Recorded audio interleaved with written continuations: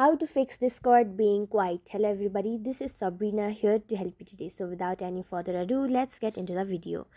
So first thing you can do is open your Discord, then check its audio settings. To do so, head over to your profile, then to settings, and then from here you can choose output volume, soundboard, and many other from this voice settings. The next is you have to see whether or not you have the latest version of Discord. To do so, open your Play Store or your App Store and then search for Discord.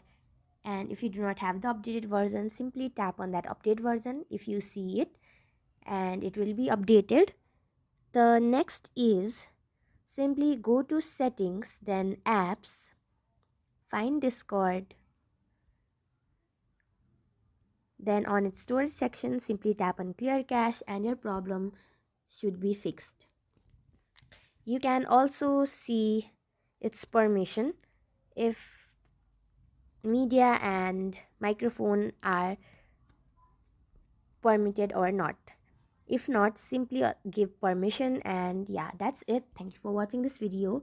Make sure to like, share and subscribe to our YouTube channel. If you got any question, comment them down and I'll catch you in the next one.